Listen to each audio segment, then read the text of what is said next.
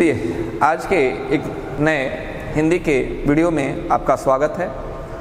और ये समास का भाग 2 होगा। समास का भाग 1 जो है मैंने पहले अपलोड कर दिया है। आप समास के भाग 1 को ज़रूर देखें और उस भाग 1 को देखने के बाद ये भाग 2 देखें तो ज़्यादा आपको बेनिफिट मिलेगा। समास के भाग 1 में मैंने समास का शाब्दिक अर्थ, समास की परिभाषा, समास विग्रह, समास के भेद, ये सब मैंने कुछ वहाँ पर बता दिया है। ठीक, साथ ही साथ वहाँ पर मैंने अव्ययी भाव समास और द्विगु समास के बारे में मैंने डिस्कशन कर दिया है, व्याख्या कर दी है, तो वो वीडियो आप ज़रूर देख लीजिएगा। आज हम लोग बात करेंगे द्वंद्व समास। ठीक है, द्वंद्व समास। तो द्वंद्व समास की सबसे पहले आप लोग परिभाषा लिखिए। परिभाषा क्या होगी तो लिखिए, हम बोल रहे हैं, आप लोग लिख लीजिए। जिस समास के दोनों पद प्रधान हो तथा दोनों पदों के मध्य और का या एवं का लोप होता हो, वहाँ द्वंद्व समास होता है। दोनों पद कहने का मतलब हमारा है उत्तर पद और पूर्व पद। पूर्व पद पहले वाले पद को कहते हैं और उत्तर पद बाद वाले पद को कहते हैं। ठीक है, एक पॉइंट और नोट कर लीजिएगा यहाँ पे द्वंद्व समास में। द्वंद्व समास के दोनों पद स्वतंत्र अस्तित्व के होते हैं। द्वंद्व समास के दोनों पद जो होते हैं वह स्वतंत्र अस्तित्व के होते हैं, यानी दोनों का अपना एक अर्थ होता है। ठीक, तो द्वंद्व समास पहचानने के बहुत सारे ट्रिक हैं। बहुत लोग कहते हैं कि दोनों पदों के बीच में जहाँ हाइफन होगा यानी योजक चिन्ह होगा, वहाँ द्वंद्व हो जाता है। अभी आप मेरे अगले वाले वीडियो में देखे होंगे, मैंने अव्ययी भाव समास पढ़ाया है और वहाँ पर एक शब्द, एक वाक्य एक आया था बार बार, और बार बार के बीच में भी योजक चिन्ह लगा हुआ था। ठीक है, तो योजक चिन्ह लगा हो बीच में, वहाँ प्रायः द्वंद्व समास होते हैं। लेकिन अगर शब्दों की पुनरावृत्ति हो जाती है तो वहाँ अव्ययी हो जाता है। ठीक है, द्वंद्व समास दोनों अलग अलग होंगे, दोनों अलग अलग होंगे। ये एक दूसरे के पूरक हो सकते हैं या एक दूसरे के विपरीत हो सकते हैं। ठीक है, तो इसके लिए, इसको पहचानने के लिए कुछ हम ट्रिक आपको लिख देते हैं।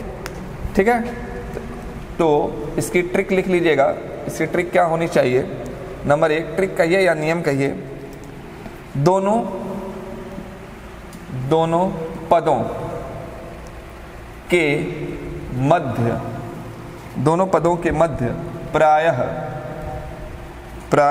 योजक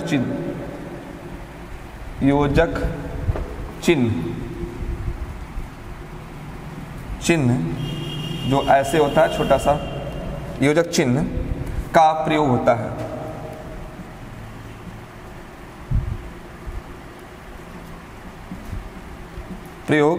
है।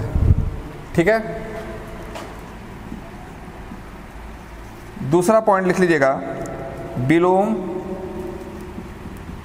विलोम शब्द हो, यानी दोनों पद एक दूसरे के विलोम शब्द हों। तीसरा पॉइंट लिख लीजिएगा, और का लोप हो, और का लोप हो। ठीक है, और का लोप हो। तो ये सब वहाँ पर आपको देखने को मिलता है। अब इससे कुछ उदाहरण हम लोग ले लेते हैं। ठीक है, इसको मिटा देते हैं, इससे कुछ उदाहरण हम लोग लिख लेते हैं।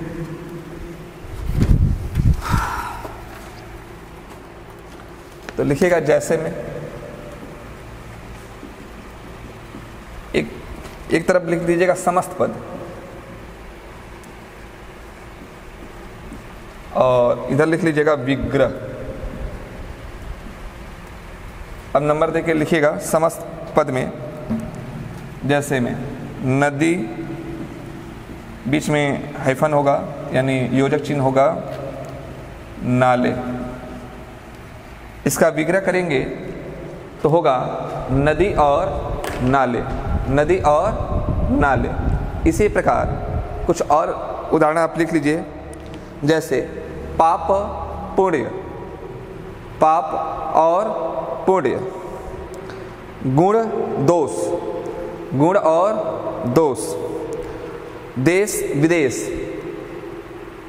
देश और विदेश, आगे पीछे, आगे और पीछे, राजा प्रजा, राजा और प्रजा, नर नारी, नर और नारी, खरा खोटा, खरा या खोटा, राधा कृष्ण, राधा और कृष्ण, ठंडा गरम, ठंडा या गर्म, छल कपट, छल और कपट, अपना पराया, अपना और पराया, देवासुर, देवासुर में बीच में योजक चिन्ह मत लिखिएगा, ठीक है, योजक चिन्ह नहीं होता। देवासुर, देव और असुर, गाड़ी घोड़ा, गाड़ी और घोड़ा, गौरी शंकर, गौरी शंकर में भी आप बीच में योजक चिन्ह नहीं लगाएंगे, गौरी और शंकर, घर द्वार, घर और द्वार, कपड़ा लत्ता, कपड़ा और लत्ता, तन मन धन, तन के बाद योजक चिन्ह, मन के बाद योजक चिन्ह, धन के बाद धन तक, तन मन धन, तो यह हो जाएगा तन मन और धन। धक्का मुक्की, धक्का और मुक्की, भाई बहन, भाई और बहन, रुपया पैसा, रुपया और पैसा, ठीक है। तो द्वंद्व समास था, ये द्वंद्व समास के उदाहरण थे, ठीक है। द्वंद्व समास में दोनों पद प्रधान होते हैं, यही मेन बात याद रखनी है। और यहाँ दोनों के बीच और का लोप होता है, योजक चिन्ह आता है, साथ ही साथ दोनों शब्दों का एक स्वतंत्र अस्तित्व होता है। दोनों शब्द एक दूसरे के पूरक शब्द हो सकते हैं या एक दूसरे के विपरीत शब्द हो सकते हैं, ठीक है। अच्छा, अब हम लोग बात करेंगे अगले समास की। अगला समास है कर्मधारय समास।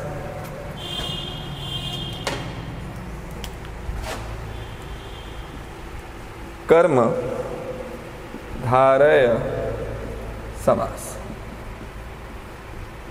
ये कर्मधारय समास क्या कहलाता है, इसकी परिभाषा लिखिए।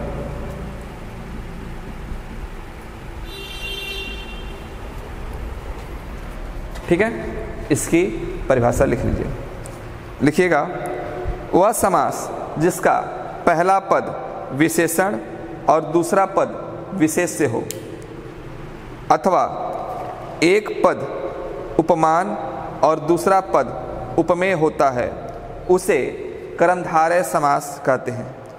इसमें दूसरा पद प्रधान होता है, इसमें दूसरा पद प्रधान होता है, ठीक है। अभी मैंने परिभाषा में आपको बताया कि इसका पहला पद विशेषण और दूसरा पद विशेष से होता है। तो आपको ये समझ में आ जाना चाहिए कि विशेषण और विशेष क्या होता है। तो आपको समझाते हैं, देख लीजिएगा। जैसे अगर हम बात करें विशेषण की, विशेषण, ठीक है, तो यहां लिखिएगा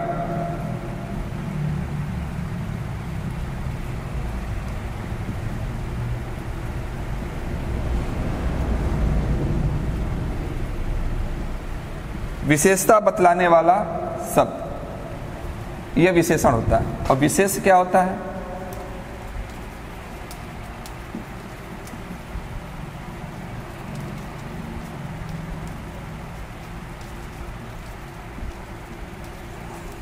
जिसकी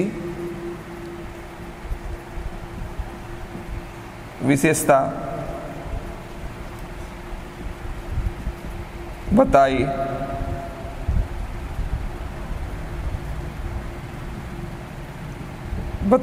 जाए, जिसकी विशेषता बतलाई जाए। ठीक है, वो होता है विशेष्य। विशेषण विशेषता बतलाने वाले शब्द, और विशेष जिसकी विशेषता बताई जाए। जैसे यह काली गाय है, तो यह काली गाय में जो काली हो गया वो विशेषण हो गया, और जो गाय है वो विशेष्य है। गाय की विशेषता क्या है? वो काली है, तो काली यहाँ विशेषण है, और गाय क्या है? विशेष्य। ठीक है। उसी तरह से अगर हम पूछें कि उपमान क्या है, उपमान क्या है, तो जिससे उपमा दी जाए, जिससे उपमा दी जाए वो उपमान। और उपमेय क्या है? उपमेय क्या है अगर कहा जाए तो जिसकी उपमा दी जाए। जैसे चंद्र सा मुख है, चंद्र सा मुख है, तो यहाँ चंद्र जो है उपमेय हो गया, और मुख क्या हो गया? उपमान हो गया। ठीक है, क्योंकि चंद्रमा की तुलना मुख से कर रहा है। ठीक है, चंद्र सा मुख है, मतलब उसका मुख जो है चंद्रमा जैसा है। ठीक है, तो चंद्रमा यानी चंद्रमा की उपमा दी जा रही है, तो वो उपमेय हो गया। और जिससे उपमा दी जाए,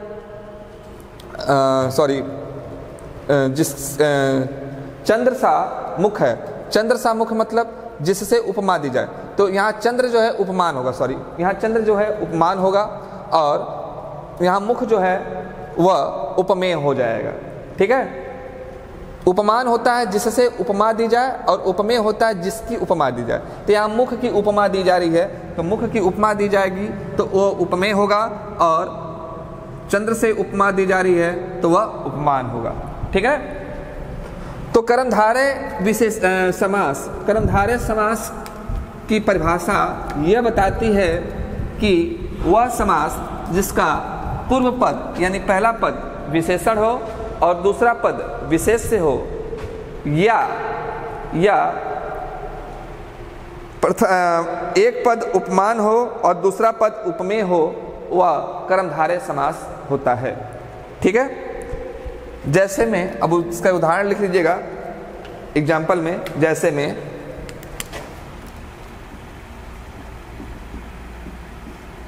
में इसके उदाहरण लिखिएगा तो यहाँ बना लीजिएगा एक तरफ समस्त पद,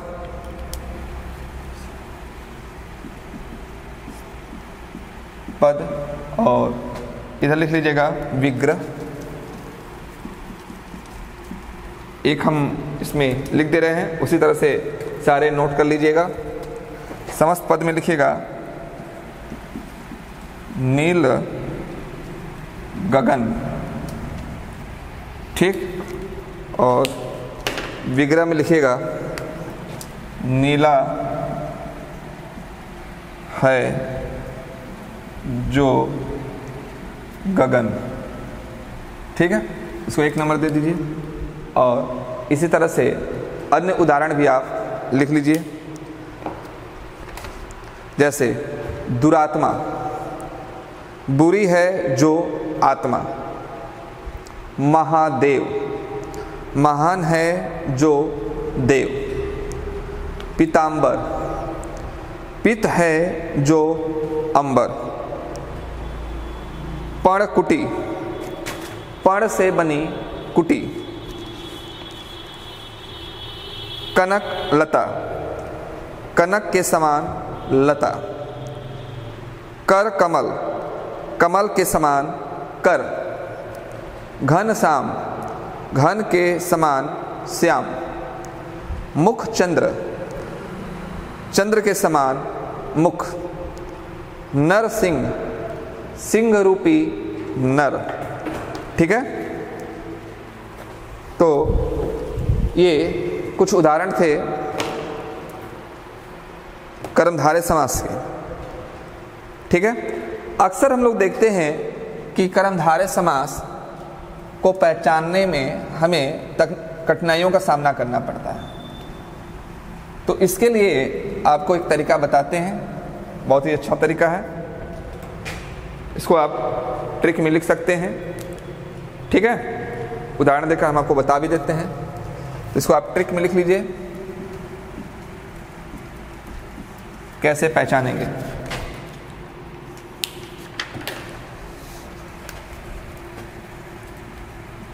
आप कैसे लगाकर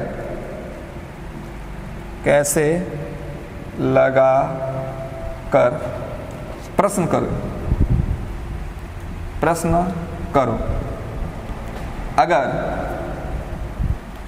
अगर आपको उत्तर मिल जाए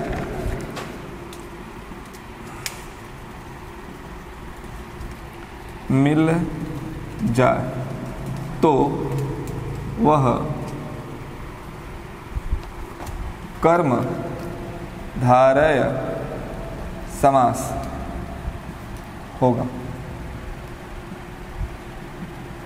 कर्मधारय समास होगा।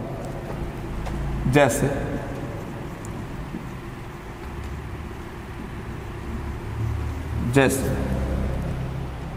एक उदाहरण हम ले रहे हैं, जैसे में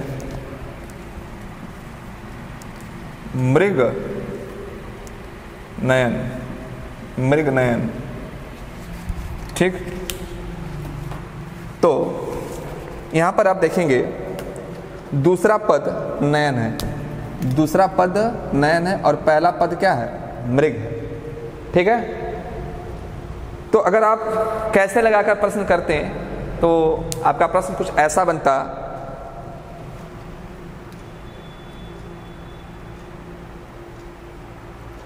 कैसा नयन, ठीक है। तो आपका एक प्रश्न बनता कैसा नयन, तो उत्तर मिलता आपको यहाँ पे मृग के समान नयन, कैसा नयन, मृग के समान नयन।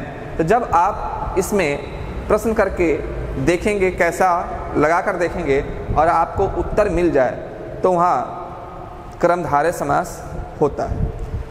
मृग नयन, कैसा नयन, मृग के समान नयन, ठीक है। तो ये इस तरह से पहचाना जाता है कि यह कर्मधारय समास होता है। ओके, अब हम लोग बात करेंगे अगले समास की, जो है बहुब्रीहि समास,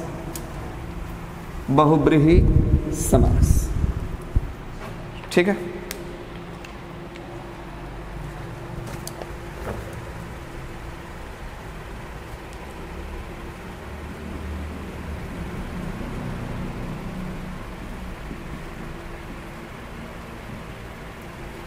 बहुब्रीहि समास,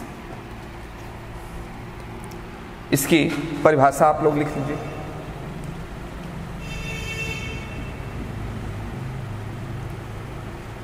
परिभाषा लिख लीजिए, अच्छे से नोट्स बनाइएगा आप लोग, ठीक है।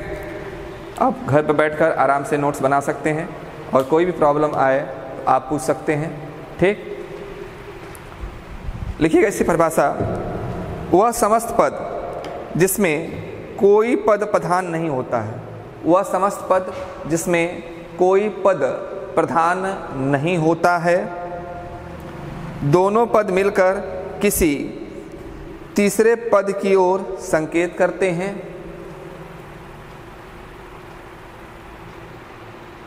बहुब्रीहि समास कहलाते हैं, बहुब्रीहि समास कहलाते हैं, ठीक है।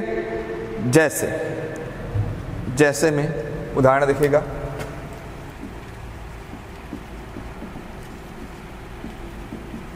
नीलकंठ,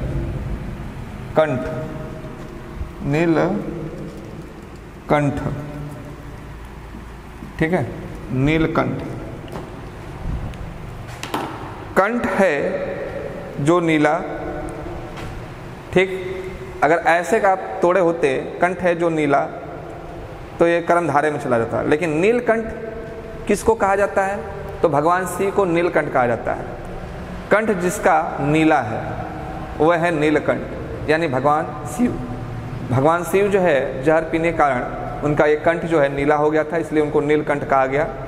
तो नीलकंठ में दोनों पद तीसरे पद की ओर संकेत कर रहे हैं। वहाँ अगर तीसरा पद संकेत तरफ हो रहा हो तो वहाँ हमेशा बहुब्रीहि समास जाएगा। ठीक है, बहुब्रीहि समास जाएगा। आपको एक बात बता दें, बड़े काम की बात है, जितने भी भगवान के नाम होते हैं, इसको आप ट्रिक में लिख सकते हैं, आप ट्रिक में लिख लीजिए, आप इसको ट्रिक में लिख लीजिए। जितने भी भगवान के नाम हैं, ठीक है, जो प्रभु लोग हैं उनके जो नाम हैं वो सभी जो है बहुब्रीहि समास में जाएंगे, जैसे लंबोदर, पीताम्बर, नीलकंठ इत्यादि। ठीक है, तो जितने भी भगवान के नाम हैं वो सभी किस में जाएंगे? बहुब्रीहि समास में जाएंगे। अब एक चीज़ आपको यहाँ हम क्लियर कर दें, जैसे मैंने आपको द्विगु समास पढ़ाया था, और द्विगु समास में मैंने आपको बताया था कि अगर पहला पद संख्यावाचक है तो वह द्विगु समास है। जैसे दशानन, 10 आनंद, ठीक, यानी 10 मुखों वाला, 10 मुख, दशानन। और दशानन कहने से रावण की तरफ संकेत जाता है, और रावण की तरफ अगर संकेत जाता है तो यहाँ तीसरे पद की ओर संकेत गया, और तीसरे पद की ओर संकेत जाने के कारण यह बहुब्रीहि समास में भी जाएगा। पीताम्बर, अंबर जो पीला है, अंबर जो पीला है या पीत का है, पीताम्बर। और पीताम्बर भगवान विष्णु को भी कहते हैं। अगर जब भी ऐसी समस्या आए तो वहाँ पर हमेशा बहुब्रीहि समास ही आप चूज करेंगे। अगर ऑप्शन में कर्मधारय समास और बहुब्रीहि समास दोनों दिया है तो सबसे पहले आप बहुब्रीहि समास चूज करेंगे, उस पर टिक लगाइएगा, वही सही होगा। कर्मधारय समास होगा, लेकिन अगर बहुब्रीहि नहीं दिया रहता तब, अगर बहुब्रीहि दिया है और तीसरे पद की ओर संकेत हो रहा है तो बहुब्रीहि सही होगा, बहुब्रीहि पर ही टिक लगाइएगा। उसी तरह से द्विगु वाले केस में भी अगर द्विगु है और बहुब्रीहि दोनों है तो बहुब्रीहि पर ही पहले जाइएगा, द्विगु पर बाद में जाइएगा। अगर बहुब्रीहि नहीं दिया है तब द्विगु पर जाइएगा। ठीक है, तो इस बात पर ध्यान दीजिएगा। बहुब्रीहि में और बहुब्रीहि का कर्मधारय से और द्विगु समास से हमेशा फंसता रहता है। तो अगर ऑप्शन में बहुब्रीहि समास दिया हुआ है तो आप बहुब्रीहि समास पर ही टिक लगाएंगे। ओके,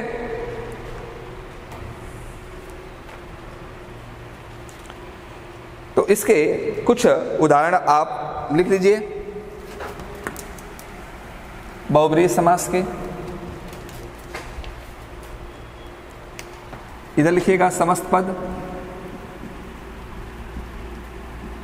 और इधर लिखिएगा विग्रह। एक हम बता देते हैं, उसी आधार पर आप अपना चार्ट बना लीजिएगा।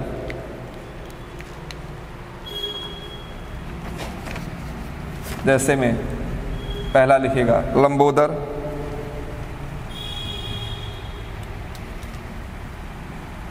इधर लिखिएगा लंबा, विग्रह में लंबा है उदर जिसका, लंबा है उदर जिसका, अर्थात गणेश,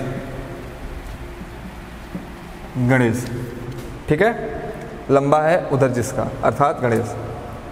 इसी तरह से अन्य उदाहरण भी आप नोट कर सकते हैं, लिख सकते हैं। दशानन, 10 है आनंद जिसके, कोश में लिख लीजिएगा रावण। पंचानन, 5 है आनंद जिसके, अर्थात शंकर भगवान। षष्ठानंद, 6 मुखों वाला, और 6 मुखों वाले हैं भगवान कार्तिकेय। षष्ठानंद 6 मुखों वाला। चक्रपाणी, चक्र है पाणी में जिसके, अर्थात भगवान विष्णु चक्रपाणी। महावीर, महान वीर है जो, महावीर यानी महान वीर है जो, अर्थात हनुमान। चतुर्भुज, 4 भुजाएं हैं जिसकी, कौन है? भगवान विष्णु। प्रधानमंत्री, मंत्रियों में प्रधान है जो, ठीक है। पंकज, पंख में जो पैदा हुआ है अर्थात कमल। अनहोनी, अनहोनी में लिखिएगा न होने वाली घटना, कोष्ठ में लिख लीजिएगा कोई विशेष घटना। मक्खी चूस, मक्खी चूस, मक्खी चूस भी बहुब्रीहि समास है, ठीक है। इसमें लिखिएगा बहुत कंजूस व्यक्ति, बहुत कंजूस व्यक्ति। चंद्रमौली, चंद्र है मौली पर जिसके, अर्थात जिसके मुख पर चूड़ा मंडल पर चंद्र है, चूड़ा मंडल पर यानी जटाओं पर चंद्र है अर्थात शिव। मृगेंद्र, मृगेंद्र यानी मृगों का इंद्र अर्थात सिंह, मृगों का इंद्र अर्थात सिंह। मृत्युंजय, मृत्यु को जीतने वाला, मृत्यु को जीतने वाला मृत्युंजय अर्थात भगवान शंकर। चौलड़ी, चौलड़ी, चौलड़ी यानी चार हैं लड़ियां जिसमें, चार हैं लड़ियां जिसमें अर्थात माला। तो ये है बहुब्रीहि समास, बहुब्रीहि समास के ये उदाहरण हैं, ठीक है। बहुब्रीहि समास में आपको बस इतना याद रखना, जितने भी भगवान के नाम हैं सब बहुब्रीहि समास होते हैं, ओके। तो अब तक मैंने आपको 5 समास पढ़ा दिए हैं। अव्ययी भाव समास, अव्ययी भाव समास में याद रखिएगा जिसका पहला पद प्रधान हो और पहला पद अव्यय हो वो अव्ययी भाव समास होता है। इसके मैंने पहचान आपको बता ही दिया है। दूसरा मैंने आपको पढ़ाया है द्विगु समास, जिसका पहला पद जो है संख्यावाचक है वह द्विगु समास है, ठीक है। तीसरा मैंने पढ़ाया आपको द्वंद्व समास, वह समास जिसके दोनों पद प्रधान हो वे द्वंद्व समास कहलाएंगे, ठीक है। और यहाँ पर और का लोप होता है। उसके बाद मैंने आपको पढ़ाया भी आपको कर्मधारय समास, वह समास जिसमें एक पद विशेषण और दूसरा पद विशेष से हो या एक पद उपमेय और दूसरा पद उपमान हो, कर्मधारय समास होगा। और पांचवा मैंने पढ़ाया बहुब्रीहि समास। बहुब्रीहि समास में जो है दोनों पद प्रधान नहीं होते हैं, दोनों पद मिलकर जो है तीसरे पद की ओर संकेत करते हैं, बहुब्रीहि समास कहलाते हैं।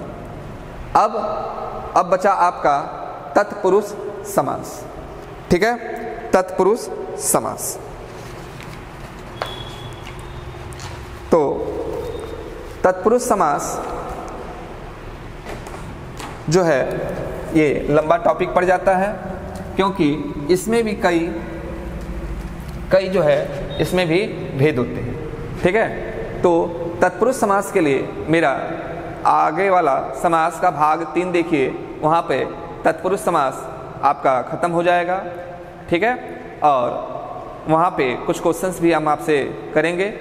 तो ये वीडियो जो है लगभग 29-30 मिनट का हो गया है, लंबा वीडियो हो जा रहा है। तो आज के लिए इतना ही रहेगा, मिलते हैं फिर अगले वीडियो में हम लोग भाग 3 में समास के, और यह भाग जो है बहुत जल्द आपके व्हाट्सएप पर रहेगा और ऐप पर रहेगा। और अगर ये वीडियो अच्छा लग रहा हो तो हमें ज़रूर जो है कमेंट करके बताइएगा। मिलते हैं अगले वीडियो में, तब तक के लिए धन्यवाद।